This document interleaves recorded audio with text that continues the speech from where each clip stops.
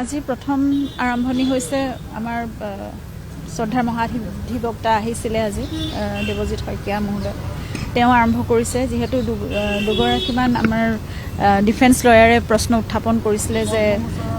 central গভৰ্ণমেণ্টে কেনেকৈ permission দিব পাৰে আমাৰ যিহেতু ছিংগাপুৰত ঘটনাটো সংঘটিত হৈছিলে আৰু আমাৰ অসমত কেনেদৰে মানে বিচাৰ হ'ব পাৰে কিন্তু সেইটো যে চেংচন সেন্ট্ৰেল গভৰ্ণমেণ্টে কেনেদৰে কৰিছে আৰু কি কাৰণে কাৰণ গুৱাহাটীতে গোটেই কনস্পিৰেচিৰ ষড়যন্ত্ৰটো সূত্ৰপাত হৈছিলে গতিকে ইয়াত হোৱাটোৱে সম্পূৰ্ণ শুদ্ধ সেই কথাখিনি তেওঁ আৰম্ভণি কৰি গোটেই কথাখিনি তেওঁ আদালতত উপস্থাপন কৰিলে তাৰপিছত আমাৰ যিসকল প্ৰজিকিউশ্যন কামাৰ ছাৰে গোটেইখিনি কথা ক'লে যে আমাৰ সিদ্ধাৰ্থৰ 6টা একাউণ্ট এটাচমেণ্টৰ কথা লৈ পেলাই সেই কথাখিনি গোটেইখিনি বিশদভাৱে বিৱৰণ দিলে কেনেদৰে মানি লণ্ডাৰিং হৈছিলে কেনেকুৱাকৈ টকা পইচাৰ লেনদেনৰ ক্ষেত্ৰত বহুত ব্যভিচাৰ হৈছিলে সেই কথাবোৰ জুবিনৰ ক্ষেত্ৰত কিমানখিনি অন্যায় কৰা হৈছিলে সেই গোটেই কথাবোৰ বিশদভাৱে কৰা হ'ল আৰু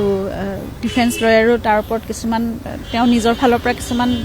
যুক্তি দাঙি ধৰিছিলে কিন্তু সেই গোটেই কথাখিনি আজি কি বুলি ক'ম এইখিনি চাৰ্জ হিয়াৰিং এইখিনি আজি হৈ গ'ল সম্পূৰ্ণ